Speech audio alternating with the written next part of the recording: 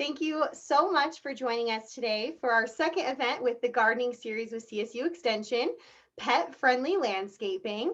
Spring is right around the corner, and I really hope that this webinar provides some fun inspiration for you. So we'll go ahead and move to the next slide. We also would love to give a big thank you to our series sponsor, Fossil Creek Nursery, and we'll be including their website in the chat.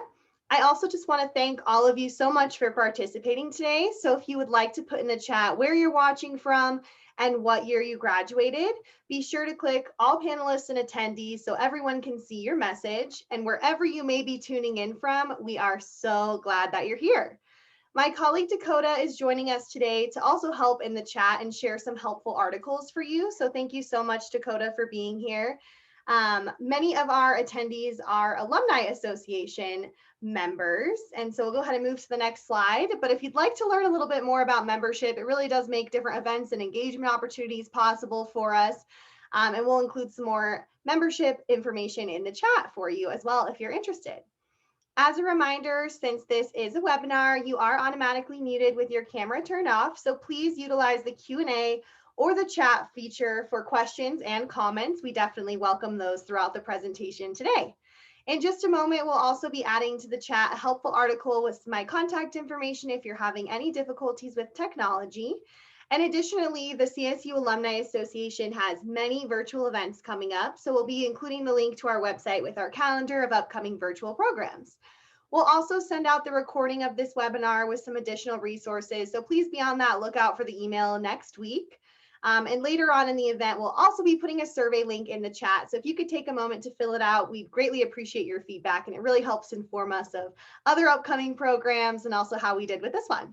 So I'm really excited. I'm not the one who's your speaker today, so I'm really excited to introduce you to today's event speaker, Deryn.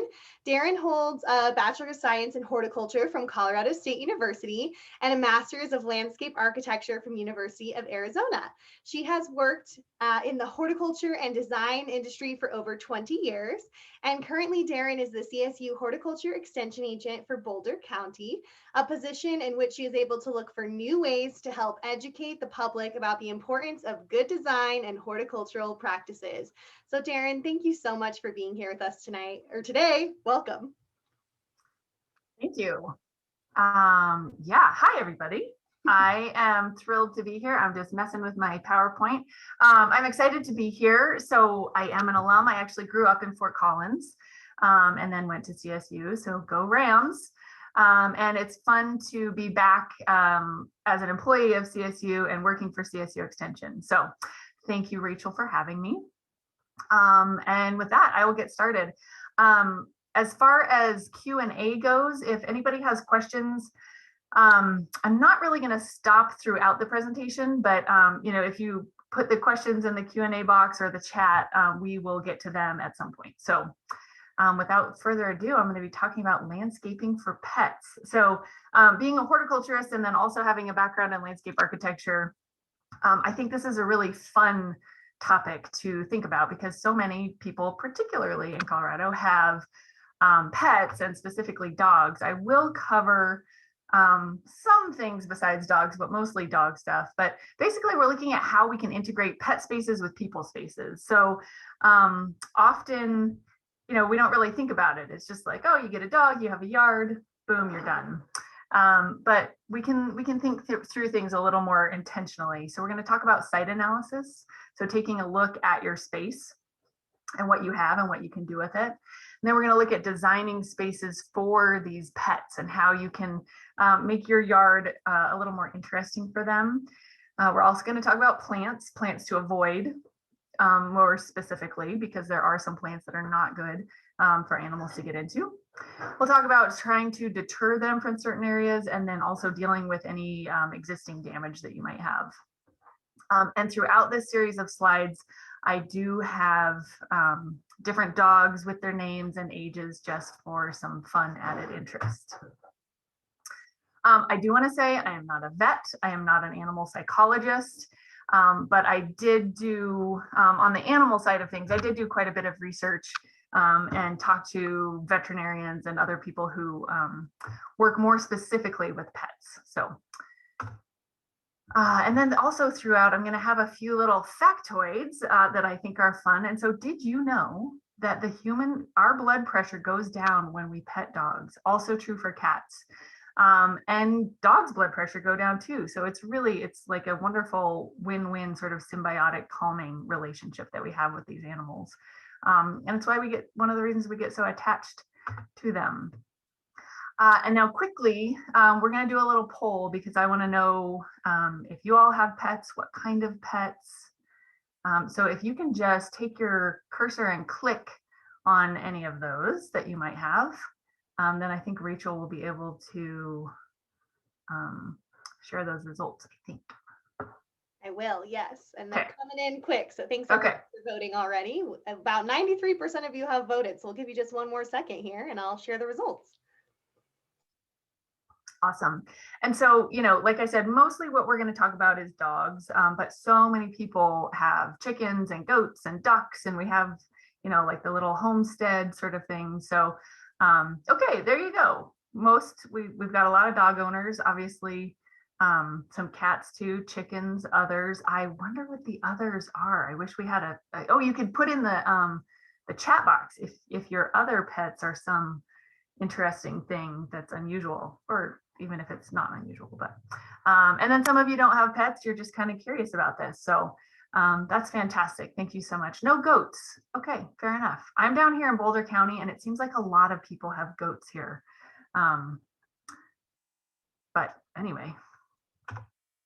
Oh, a ball python and a rabbit. Okay, those are interesting pets. Awesome. Thanks, everybody. All right, so moving right along. How do we integrate our pet space and our people space? So Elizabeth Bublitz, I hope I'm saying her name correctly. She is sort of a local landscape designer who really specializes in this stuff. And one of her sort of ways of looking at this, I really like. She says, let the dog be your muse and create a functional and beautiful landscape based on their habits. So both the good habits and the bad habits, because you're always going to have both, and you just want to plan for that. It's important to keep in mind that dogs use our yards all year round, right? They're usually in the yard more than anybody else. They know the lay of the land. They know the good sunny spots to lay in. They know the cool shady spots to lay in. They know, dogs get so habituated. They know when the mailman is going to walk by. They know when the kids are going to come home from school. All of these things. So that is sort of their domain. And so if we think of it in that way and how we can combine our use and their use, it's really important.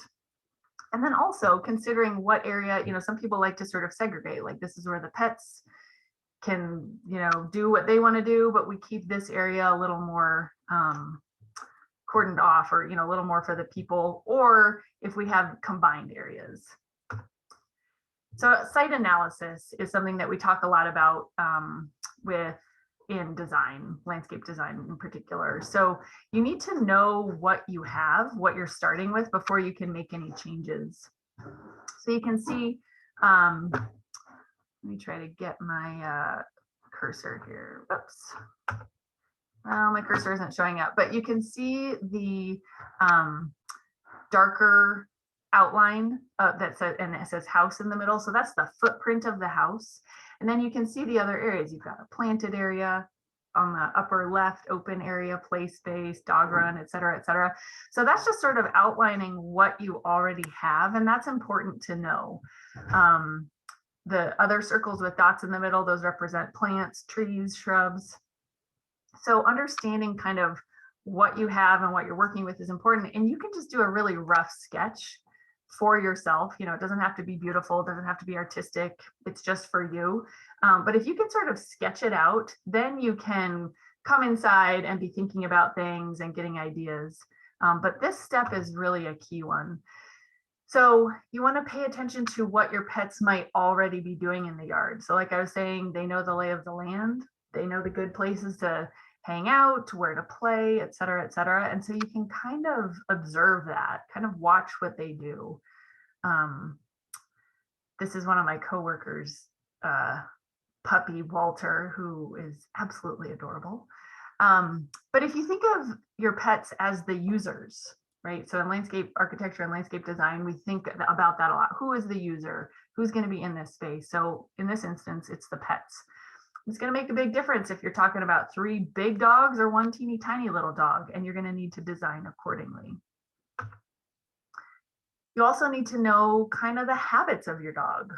Are they chewers? Are they diggers? Are they jumpers? You need to address, as I mentioned earlier, you want to design with them in mind with their good habits and their bad habits, because there's always going to be both. So if they're a digger, if they're a jumper, there are things that you can do to kind of mitigate that stuff. And then also it's important to understand that these behaviors, chewing, digging, etc., those are super normal. And if you don't think of it as being destructive, I mean, it might actually physically be destructive, but if you give them a space to do that, then it's not destructive. You're allowing them to do these normal behaviors. And then also different breeds have very different personalities, different needs, different behaviors. So, you know, you want to sort of think like a dog if you can. And here's Hilda, the blue heeler mix. I'm just guessing, but I think that's what she's thinking right there. But so anecdotally, my husband grew up with he was like, I think a Dalmatian border collie mix. So lots and lots and lots of energy. And he grew up in Arizona where they do lots of block walls. And they had a 6-foot-high block wall all around the backyard. And this dog would jump all day long. He would just jump to try to peek over, jump to try to peek over. And while that got a lot of his energy out, you know, it's not exactly the best situation for that breed of dog who is a jumper. He wasn't trying to get out. He was just trying to look and see what was going on. So just paying attention to those kinds of things, I think can really help. So back to a little factoid, the Australian Shepherd is not actually from Australia, but they are in fact an American breed. I don't, however, know why they got the Australian name in there. If anybody does, feel free to put it in the chat. All right, so now if we look at how we're going to actually design the space. So, you know, if you've sketched out, you've created that little sketch of your space, you've kind of thought about where you want different activities in the space to work, then you sketch that out more. So open play areas. Do you want to sort of what's the word I'm looking for? Encourage your animals to go to the bathroom in one spot rather than all over the place? Do you want to make sure that you incorporate some shade? Maybe you have a really hot site with lots of sun exposure and you want to incorporate some shade so that your pets have shady areas. And then hiding places. Some dogs, they're not necessarily looking to hide from you know, all the time, but it makes them feel a little bit safer. That's why one of the reasons kennel training is so popular and works so well. It's like their own little cave, their own little domain, and it makes them feel more secure. So you can create some of those spaces outside. And then of course, figuring out the spaces that are off limits. And those might be vegetable gardens or flower gardens and those sorts of things. So how do you deal with that? And you also want to think about the materials. So mulch. Some dogs are going to taste and check out any mulch you put down. What kind of hardscaping are you using? And then edging. I'm going to go into these things a bit more, but what kind of edging are you using? Is it safe for your dog or your pet? And then also you want to think about plants. So there are plenty of plants that people regularly put in their landscape that do have some toxicity. There are other plants that you can actually use for barriers or borders to kind of keep animals out of. And then, of course, you want it to be attractive for you. And so you want to incorporate some of those beauty elements. As you're sort of thinking about the spaces, using organic shapes makes the design more appealing, rather than having more appealing to the animal. It just sort of helps them move through the space a little bit. So if you can incorporate that at all, then that's just sort of a little tidbit that is helpful. So looking at materials, mulch is super, super good and super important for plants. So when we're talking about planting trees, planting shrubs, really any kind of perennial garden, anything like that, we always recommend mulch. And a nice organic mulch, like, and by organic, I mean the material that it's made out of. You have organic and inorganic. Inorganic would be gravel and rock. Organic is like shredded wood or bark. Those are great for plants. Reduces weeds, doesn't stop weeds, but reduces weeds, holds moisture, cools the root zone, all kinds of things that are really great. But you have to be mindful about what you're using in a landscape that has pet use. So you never want to use Coco Husk. That is something that is, it's been around for a long time. It's sort of gaining popularity because it lasts a really long time, but it's toxic to dogs. So you never want to use that if you know your dog is going to be kind of rooting around and checking things out there. Excuse me, if you do use bark or shredded wood, it can easily get kicked out, you know, whether they're running around or if they start digging, it moves pretty easily. So that's something to keep in mind. It doesn't mean don't use it. You just want to bear in mind that it can get kicked out pretty easily. Rock mulch certainly stays in place better. But there are a few things that you want to keep in mind there. You want that to be rounded rocks, so sort of river rocks or pea gravel that is pretty good because it's not too jagged, but it's also really small, so it can get kicked out pretty easily. You never want to use granite if you can help it because of those jagged edges. And it can hurt the pads on their feet. Now, if you're wanting to keep an animal out of an area, then you could use more jagged material that might deter them a little bit. It's probably not going to totally keep them out, but it can help.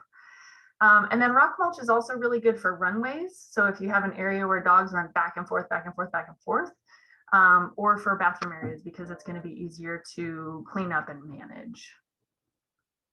So just a few things to think about there, because you can go to the garden center or the material yard and you just think, oh, I just need some mulch. But actually, all of the different mulches have different attributes, but also potentially different dangers for dogs and other pets.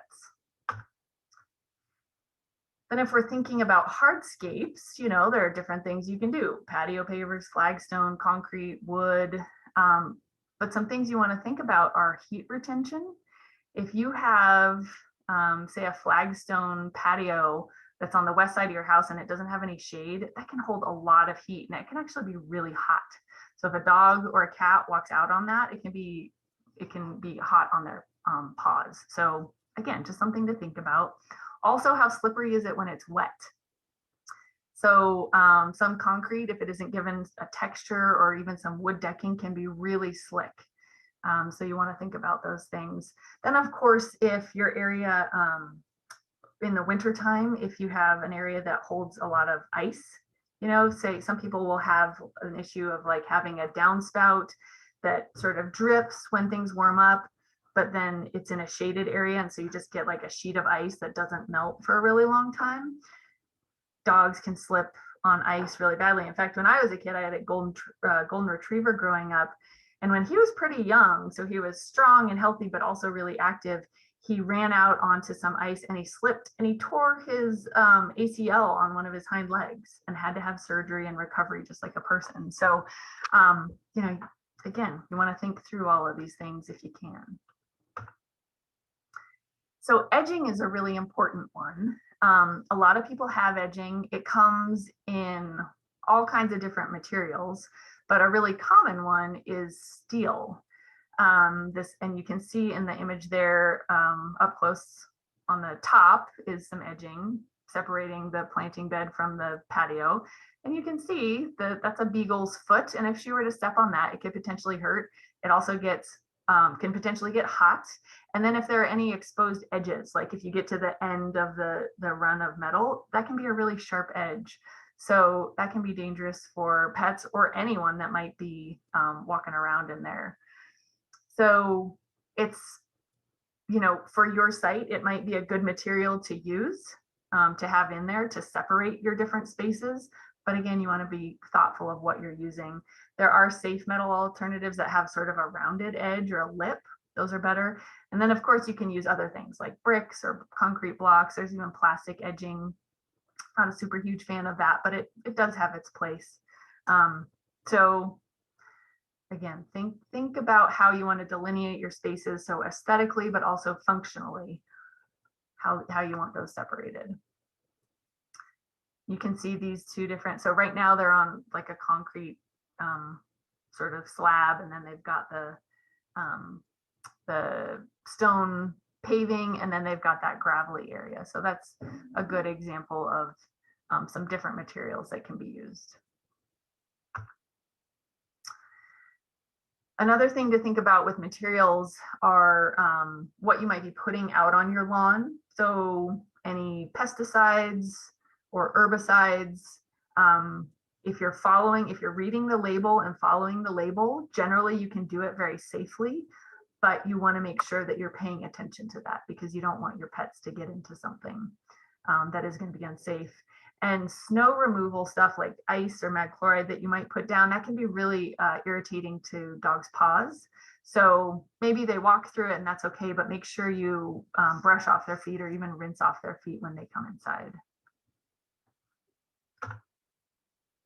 Did you know that a dog's nose print is unique, just like a person's fingerprint? That kind of astounded me when I learned that. I had no idea. I think that's pretty cool. And you know what, Rachel, I'm actually going to stop. I feel like I've sort of covered a lot of material. Are there any questions coming through? It doesn't look like we have any quite yet, but let's let people, if you want to start asking any questions you may have, we will open that up to you. You're welcome to start asking. I am just over here saying awe about this cute little dog nose print. I know, isn't that fun? Yeah, I know. You never will look at a dog the same again. Once I found that out, I sort of look at dogs' noses and I'm like, oh, is that different? What would that look like if it was, smashed up against a sliding glass door or something, and they leave the print. Cute. But I know, I love that too. We do have a question of someone wondering, any thoughts on artificial turf? Yeah, definitely thoughts on that. I'm not a fan. Some people think that it's going to be easier, but in fact, artificial turf takes quite a bit of maintenance. It gets dirty, it gets hot in the summertime. It can actually get really hot. If it's a small space that you're talking, then perhaps you could put something like that down. But if you're wanting something not live, I would suggest just putting gravel down. It's going to accomplish a similar thing, and it's going to be less maintenance than the plastic. It also sort of, they have different lengths of time that they'll like guarantee that it won't break down, but it does start to break down. And again, it starts to kind of get dusty and dirty and doesn't look that good. So I do not recommend artificial turf, although I will say there are some situations where it's potentially okay. But I think there are better alternatives. Good question though. Yeah, because a lot of people think of that. Awesome. And Joel kind of is wondering along those lines as well, if there's any type of grass or similar ground cover that can withstand their dog's acidic urine. Oh, yes. Excellent question. So I'm going to get into that. So hold tight. And if I don't answer that question, then bring it back up. But yeah, so let's talk about plants right now. So if you have any question about anything that's been ingested, do not hesitate to call your vet. Just call them right away. Better safe than sorry. We actually, as extension offices, people will often call and we can potentially give you an answer, but more than likely, we're going to either suggest that you call your vet or we'll give out this number that I have in red there, the ASPCA. It's their emergency poison hotline. So I'll wait a minute. You can take a screenshot or copy down the number. You just want to go to the medical professionals right away, because there are some things that can really, hurt animals. And so I think rather than trying to figure out, rather than calling plant people, which a lot of people think to do, just call your veterinarians. Then another note on that is that some plants, they can eat and it'll upset their stomach and they'll throw up, and a little bit might be okay, but it's generally if they're ingesting a lot of whatever that plant is. So just good to know. But any plant really, if they get enough of it, can upset their stomach. So, okay, so here are some plants to avoid. And by avoid, I don't necessarily mean keep out of your yard no matter what, but just, again, be mindful, be thoughtful about it. You know, maybe you have it in a space that your dog isn't going to get to, or like it's in the front yard, but your dog is in the backyard, something like that. So it's not like if they brush up against it or if they sniff around it, that's not going to be an issue. But if they're actually like really chewing on it and really getting it in, then that's when it could be a problem. So you can see I've listed all of the awful things that can potentially happen, but they go anywhere from dermatitis to death, right? So dermatitis, just a little bit of skin irritation, to actually coma and death. So it's a huge scale, you know, very broad spectrum. And again, generally speaking, it's if they get a lot of the plant material into their stomach that you're going to be really concerned. But just even dermatitis, you probably don't even want to deal with that. But black walnuts, people don't really plant black walnuts for various reasons, but they are around. So you want to make sure you're careful of those. So the nuts can get moldy, and the hulls in the shavings, those can be poisonous or toxic. Boxwood, which is used a lot, can be toxic. And then buckeye. Buckeye is one of my favorite trees. I think it's a very cool tree. It has pretty flowers. It has cool seeds, cool leaves. But toxic to animals. Another grouping here, again, they can cause any of these things. Cardinal flower is in the top picture there, chrysanthemum. People love chrysanthemums, put them out in late fall or late summer into early fall. And then chokecherry. So, you know, plenty of animals eat these. Our black bears eat these for, you know, a good majority of their diet. But if a dog or a cat gets too many of those, it can upset their stomach and cause issues. Daffodils, yew trees, that's sort of a tree shrub. Sweet pea. So some of these are really common things that you see all the time, but they can be toxic. So again, I'm not saying don't ever put them in your yard, but just be aware that, you know, this, along with many others, in the springtime, if you happen to see your dog sort of gnawing on daffodils, you might want to stop them. Foxglove, another really common one. Hops. People are really getting interested in growing hops just for fun or for using to do, you know, brewing beer, or some people make tea and those sorts of things. But those can be toxic. And then crocus. We're going to start seeing crocus coming up all over the place soon. After our snowmageddon that we are apparently going to have here over the weekend. But shortly after that, we're going to start seeing crocus pop up all over the place. So another one to just sort of keep your eye on.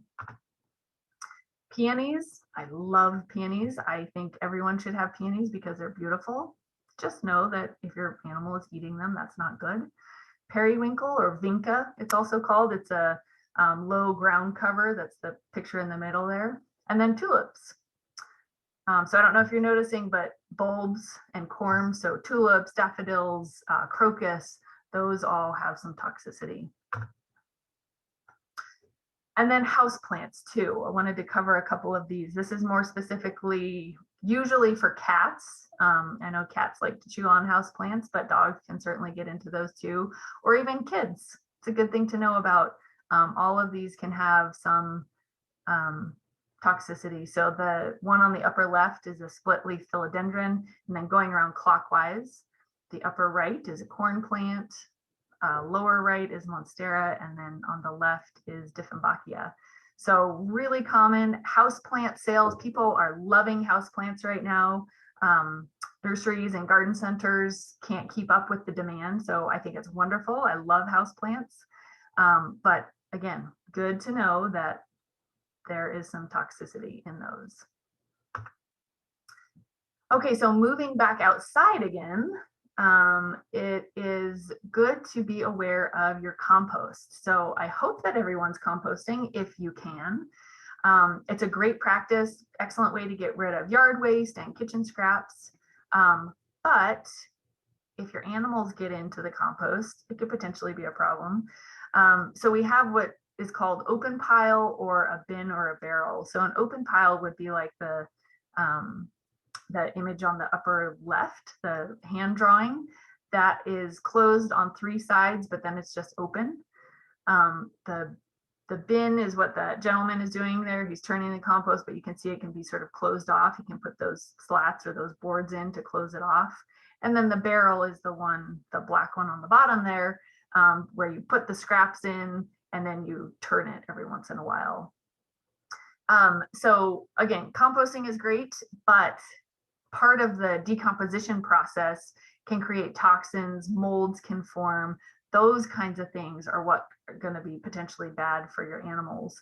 And then there are plenty of people food that dogs should not eat, things like coffee, grapes, mushrooms.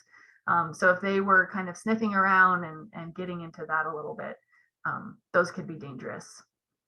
So again, just things to keep in mind. A little bit more on plants and fruit. So we have, I realize this is an alumni talk, so people could be all over the place. But if I'm speaking to Colorado and Fort Collins, certainly anyway, and plenty of other parts of the world, but I was gonna say the country, have this too, fruit trees. People love to grow their own fruit. So whether it's crab apples or you have an apple tree or you're trying out a peach or an apricot, if you have the right microclimate for that, those are great. But there can be some toxicity, and some dogs will gorge themselves on the dropped fruit. They will just go for it. They just think it's delicious. They gobble it up, and then that can cause some gastrointestinal issues. And so, you know, I say you may be in for some sleepless nights because, you know, they might be needing to go to the bathroom a lot. So again, you've got this beautiful tree, it blooms in the spring, it's wonderful, you get fruit off of it, how fun, but something to keep in mind if you have a pet.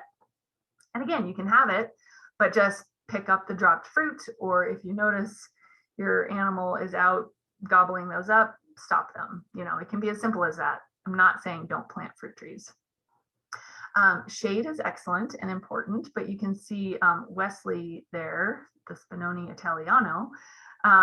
He is laying in a pile of cottonwood leaves.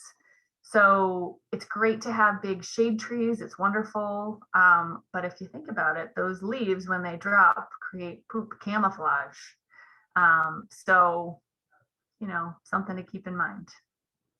And then, speaking of poop, this is, I have to say, this is the only talk where I talk about excrement. But speaking of it, the environmental impact is huge. So definitely want to be a responsible pet owner and pick it up in your yard, pick it up when you're going on walks or on our open space trails. One of the biggest issues is when dogs are allowed to poop out in open spaces and it's left, it puts a huge amount of nitrogen into the soil and into the area, and that totally changes the ecology of the site. And then also it can wash down when we have a rain, it can wash into our lakes and streams, and it can mess with the aquatic life. So picking it up is really key and a really important part of being a responsible pet owner. So little PSA there. Okay, another did you know, when dogs kick backwards after they go to the bathroom, it's not to cover it up, which I always thought it was, but they're marking their territory, and they actually have scent glands in their feet.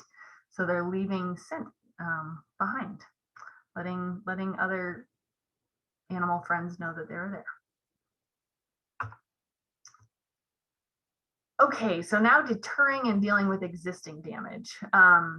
So our beloved pets really can do a lot of damage. The biggest issues are generally digging, chewing, and then urine that somebody asked about. So a couple of different approaches you can take are for vegetable beds or perennials and annuals. You can certainly do raised beds and container planting and that sort of thing. It's going to keep your plants up and out of the way. It adds a different kind of interest to your landscape. You know, not everything has to be down in the ground. A lot of people prefer raised beds for weeding and harvesting veggies.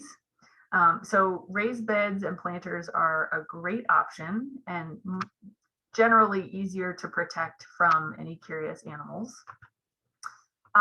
That said, if it's an empty space, you know, it's a perfect spot to take a nap in the sun on a sunny afternoon. We've got another example here. So, you know, every situation is different. It's not always going to work perfectly. But generally speaking, these two dogs are laying in there because it's nice and warm. The soil had warmed up. They're taking a nap in the sun. But if it's full of plants, you know, they're generally going to leave it alone and not try to hop up in there.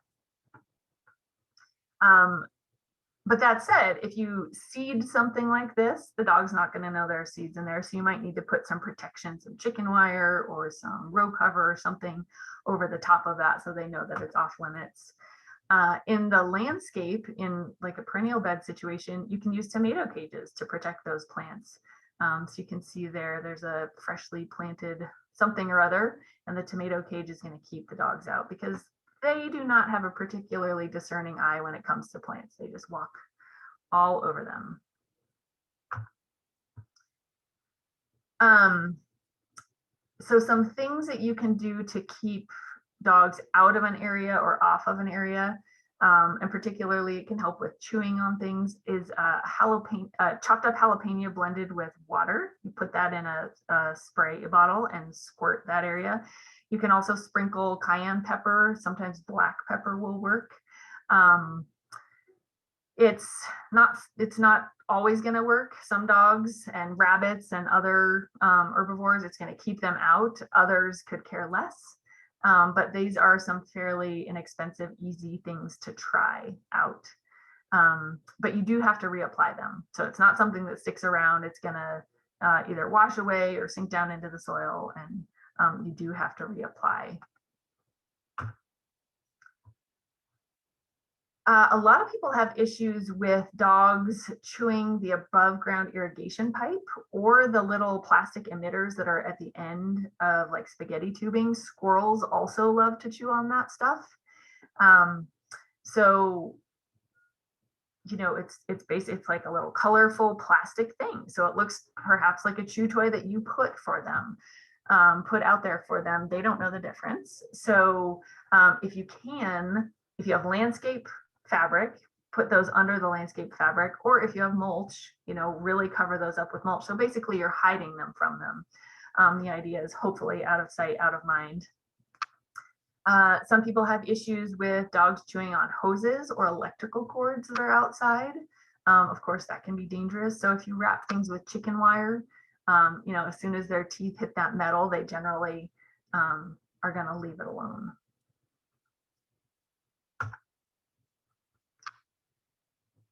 So if we're looking at keeping them out of areas, I mentioned this already, but you can use granite or something jagged.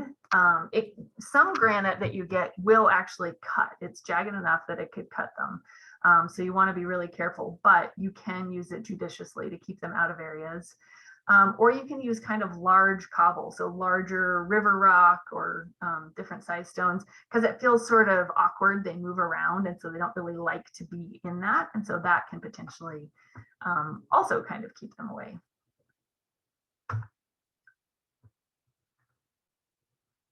So then you can also deal with attempt to keep them out of areas based on your planting. So you can do some strategic planting. So whether it's the texture or it's something that's thorny or smelly, there might be something that they don't like the odor of. So these are things like lavender, juniper, barberry, which is really thorny and pokey. Mahonia is another one. You can also use things like yucca. Those are really pokey. You do have to be careful though with these things. And you can see in the picture there, I have plenty of pictures of dogs breaking all the rules that I'm saying, you know, are going to work here. But that is, she's hiding in some peony there. So she just went right in. But again, remember how I mentioned that they like to have a little hiding place? That's what she's doing. She's surrounded by that foliage. It feels safe. So she's crushing the peony, but if you'll also remember, I said peony is potentially toxic, but she's just sitting there. She's not chewing it, so it's not an issue. And then with the density of your plantings, you can, if it doesn't look appealing to try to get through there, then they're probably not going to sort of forge through. And ornamental grasses can be really good for that too, sort of creating a screen or a solid sort of barrier. But again, you do want to be careful with that. So now if we look at some behaviors, barking is totally a normal dog behavior, and all of these things, by the way, like keeping them out of an area or barking, a lot of these things can be addressed with training. And so that's an important thing to keep in mind. But then you can also help them out if you think of it as sort of helping your dog stay out of areas, so you're not constantly having to scold them or try to keep them out.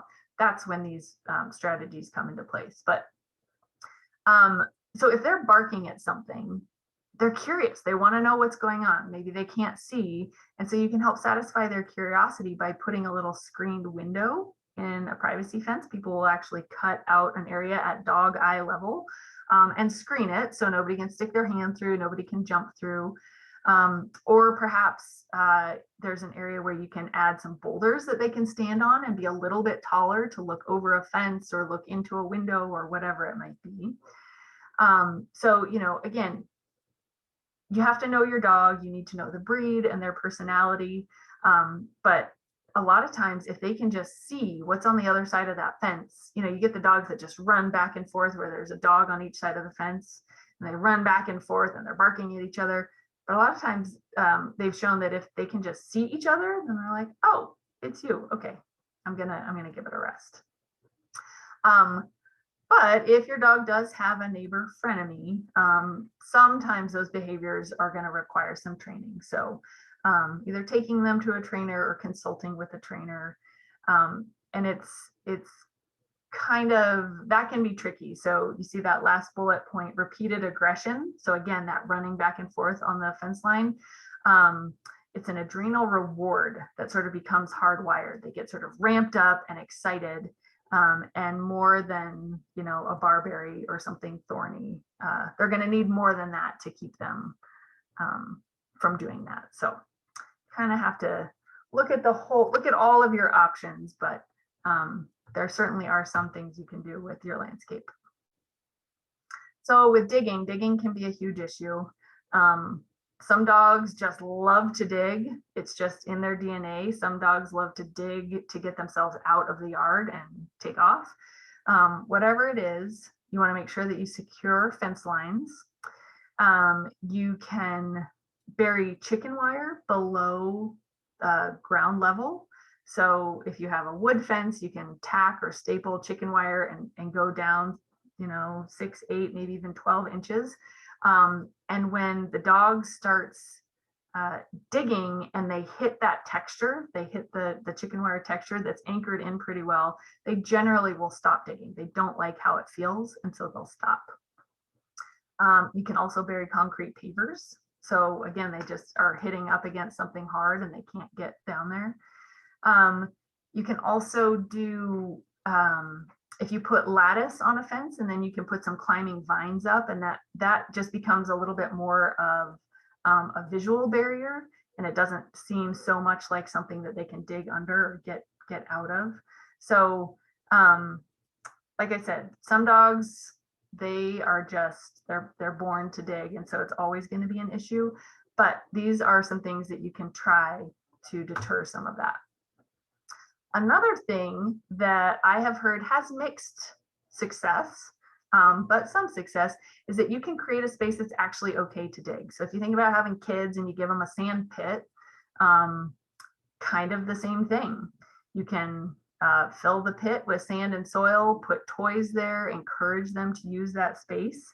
But you do have to really monitor it so that they get that is their space, and this area right off to the side of it is not their space. And that's potentially tricky, but with training, I have heard that people do have success with that. Okay, more about dogs' noses. So we all know that dogs have incredible smelling abilities, but they have as many as 300 million receptors in their nose, whereas we only have 5 million. So I've always known, yes, dogs have great noses, but to see those numbers really makes it hit home. Because I know what I can smell. I have a pretty good sniffer, but having 20 or 200 whatever, I'm not going to do that, 295 million more receptors, I can't imagine what I would be smelling. Okay, so getting to urine, this was asked about. So this can be a big issue. A lot of people think that it's just the females, but really what it is squatters. And any dog, male or female, that squats because it's a high concentration of nitrogen and salt that's in the urine, being put in one spot. So animals that squat are going to cause the most damage. You read about home remedies. They don't really work. They're not really going to do it. There are products that you can buy to treat the spots. Also don't really work that well. Kind of a waste of money. But it's an issue. You don't want to see these rings all over the place. So again, you can try to have a designated area for them to go. And perhaps that's a little gravel strip area. Then you don't have to worry about that. There you can see here, this is sort of a dog run area. It's all gravelly. That's where they go to the bathroom. But you can treat the affected spots a bit. There are certain ways that you can do it. And rather than using some sort of solution that you can buy, basically what's happening is, so all this nitrogen and salt gets dumped into the grass. And you'll notice that often right around the area that dies out from the salt, but it's very, very green around that. That's because of the excess nitrogen. So in fertilizer, that's what the nitrogen does. It encourages green new growth.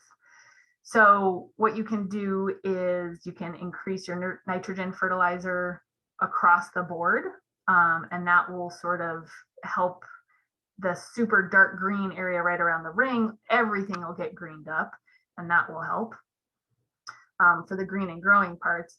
And then the brown area, it might not actually be dead, but it might just be burned from the salt. So that means just the blades are dead, but the roots are still alive. So just diluting the area. You can just take your garden hose and kind of flush that area and try to rinse out those salts, and the grass will start to grow again there. Or you can increase your irrigation overall. But if the rest of your grass is pretty healthy and doing well, then you don't want to increase the irrigation too much. And literally, if you were going to take the time to dump some solution there, just instead take the time to dump some extra water there, and that'll flush out those salts. If it does in fact die, then you might have to resod, or you can reseed those spots. You just want to make sure that you match the grass, whatever grass species you have in your lawn, you want to match that. Otherwise, because grasses have very different textures, and you'll really be able to see the different grass species growing if you don't have a uniform mix. So that's the answer for the dog urine. And then a lot of times we see trampled pathways, right? So the dog has an area that he runs over and over and over. So a couple things to keep in mind there. Some people think, well, I'm just going to plant this with, shrubs and perennials, and that will make them stop. A lot of times it doesn't. They just say, oh man, this is a little bit trickier, but I'm still going to run through there. They get so habituated. So instead, if you can, just maintain that path. You can put gravel down, you can compact it, you can plant around it to make it a little more attractive. But generally speaking, it's going to be a losing battle if you try to take that away from them without doing some pretty major overhauling. You can add a flagstone path. Something like that, if you don't want to just have gravel, and then the grass can grow between the flagstones and still be attractive, but it would literally be their sort of runway. So you just allow them to have that. There is a product called dog tough grass. And it's a Plant Select plant, if you're familiar with Plant Select. Kelly Grummins and David Solomon of High Country Gardens down in Santa Fe promote it and sell it. It's related to Bermuda grass, so it creeps. It's very drought tolerant, and it is more resistant to dog urine and foot traffic, but it's not like a replacement for your Kentucky bluegrass lawn. So it's a warm season grass, and it's only green through June and September. The rest of the season, it's brown. So, there are some trade-offs, and it does need to be in sun. We did a trial at my office down in Boulder County. We wanted to see how it would do. So this is a north side of the building. We just kind of had this sort of nothing spot. So we planted it out. You can see the picture on the left. It started to fill in really quickly, but it does creep. So you can see the picture on the right there. It is creeping over the sidewalk, and it'll go pretty far. So it does need a little bit of maintenance there. It filled in really nicely the first year, but the picture in the middle there, it didn't overwinter very well, and we're not sure why. We're letting it sort of fill in and spread out more, but that was our experience.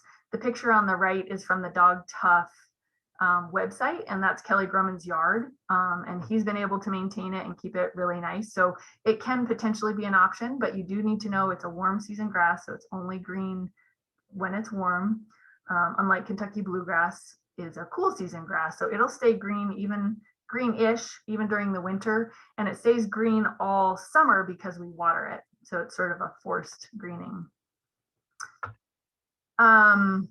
Okay, and so we really only talked about dogs, but that is because they are the ones who tend to use the yard the most. They're the ones that can tend to do the most damage to our yards, but a lot of people have chickens. So you can do fun things with your chickens. And if you have chickens, I bet you do.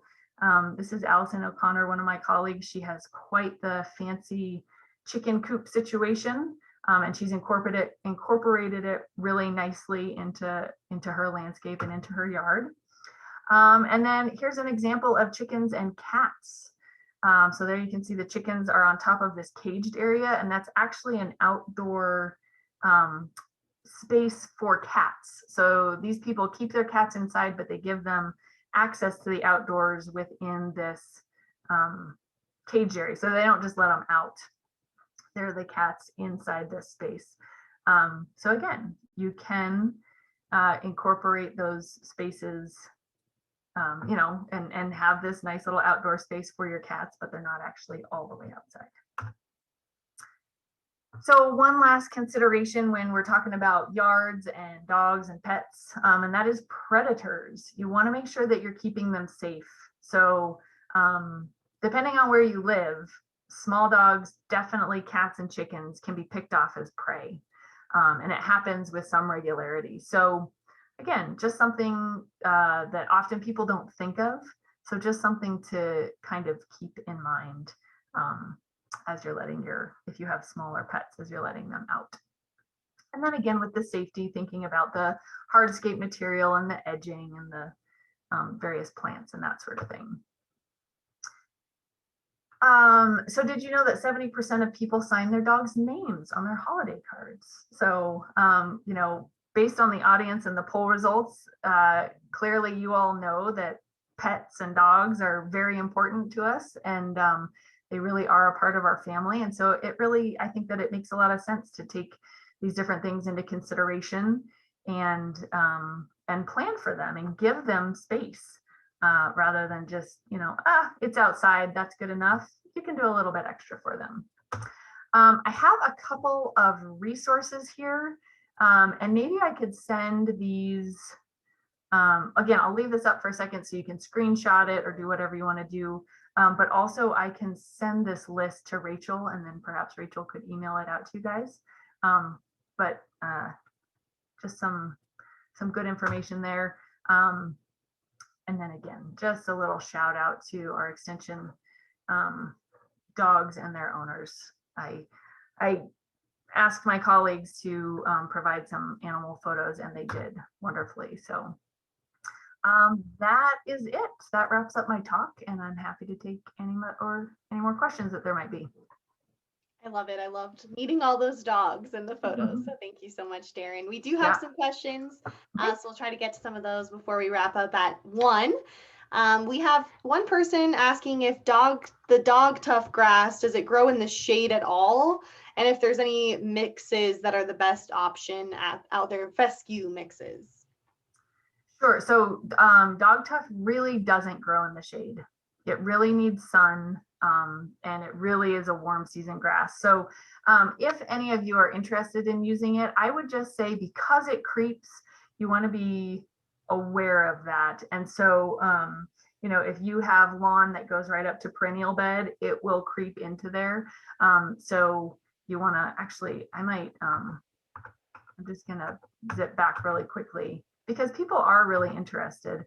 If you see the image all the way on the right there, where the dog tough is doing really well, look at that huge gravel patch before the perennial plants start. You kind of want to have something like that. And this is why we tried, if you look at the picture on the left, this is why we tried it in an area that was sort of bound by hardscape, because it creeps, and we wanted to see how much it would creep out. So definitely keep that in mind. That's a piece of maintenance that you'll need to do. But yeah, it's really a sun-loving plant. And then what was the other question? Are there seed mixes? Yeah, it was a question about fescue mixes. Fescue. So if that was the same person asking about shade, yes, there are grasses that do much better in shade, and the fescues tend to be those. And if you go to a garden store or you look it up online, particularly if you look through the CSU Extension stuff online, we have some of those mixes and species kind of outlined there. So yeah, that information's out there. Awesome. Someone is wondering, best material for a dog run. They have pea gravel out there now, but when it's wet or cold, their dog is bringing the gravel in on her paws through the dog door. So wondering if you have any suggestions on that. Yeah, I sort of have a love-hate relationship with pea gravel. It sort of pushes out really easily and gets kicked around pretty easily, but it is functional for something like a dog run. So it must get caught in the dog's sort of fur and pads. The only thing I would suggest is doing something a little bit bigger, a cobble that's a little bit bigger, but not too big. So that's not very helpful. But again, rock is a good option. If you do something like a mulch or a wood mulch, that's really going to stick to their fur and not be ideal. So yeah, I think my answer is, if you have a dog run with pea gravel, that's pretty great already. And you're just it's one of those things that you have to deal with as a pet owner, is that some of that stuff's going to come in on them. You could do something like, I'm imagining you could do something like put like flagstone or some sort of paver as they're getting closer to the door. And then as they're walking on that, some of it's going to shake off, so sort of have a catchment area or some sort of mat or pad that they walk on before they come through the pet door. That could potentially work to sort of scrape that off before they come in. But pea gravel is really a good option. So. Awesome. And someone else just commented that they, in the Q&A, that they use pavers as well, and that has really helped. So great suggestion. Yeah. We've got time for just a couple more questions really quickly. We have someone curious about things to do if their dog has already really dug a lot of area in the grass, and if there's any good strategies to how to regrow that area of grass.